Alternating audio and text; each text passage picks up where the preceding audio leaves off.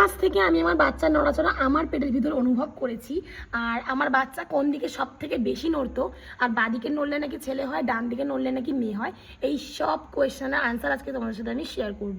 তো আমার যখন 5 মাস হয়ে গেছিলো তখন আমি বাচ্চার মুভমেন্ট সত্যি কথা বলছি বুঝতে পারতাম না। আশেপাশে কিন্তু আমাদের পাড়ায় অনেকে প্রেগনেন্ট হয়েছিল, সেই সময় একসাথে 6 জন প্রেগনেন্ট হয়েছিল। তো সবাইকে জিজ্ঞেস করতাম, সেটা আমার বন্ধু বান্ধব হয়, জিজ্ঞেস করতাম যে তোর বাচ্চা নড়ছে, বলছে যে হ্যাঁ। তখন ওদের ধরো 5 মাস হয়ে গেছে বা 4 মাস, তখন থেকে ওরা বাচ্চা অনুভব করতে পারতো, কিন্তু আমি পারতাম না।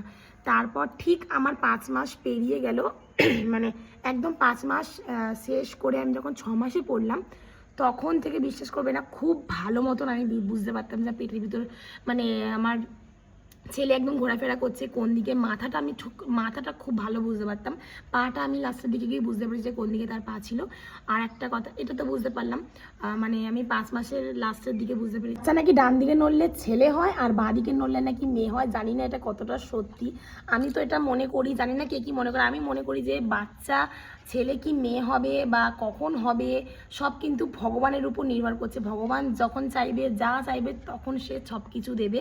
আর এটা আমি একদমই মানি না যে বাচ্চা ডান দিকে নড়লে ছেলে হবে বা বাঁ দিকে নড়লে মেয়ে হবে। ঠিক আছে, আমার বাচ্চা কিন্তু ডান দিকেই নড়তো, প্রচুরভাবে নড়তো। আর তখন আমার বাচ্চা তো ছেলে হয়েছে, আর বাঁ দিকেও নড়তো, কিন্তু বাঁ দিকে খুব কম নড়তো। আর ডান দিকে কিন্তু বিশাল নড়তো, মানে সবসময় আমার মনে হতো কি বলতো, ডান দিকেই হয়তো ওর পাটা রয়েছে।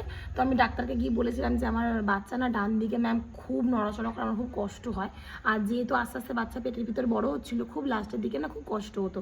তখন ম্যাডাম বললো যে ওর ওখানে মাথাটা রয়েছে, ওই জন্য পা না, ওখানে ওর মাথাটা রয়েছে, মাথা দিয়ে ঠেলতো, ওই জন্য আর কি বাঁ দিকে আমার বাচ্চা খুব নড়াচড়া করতো।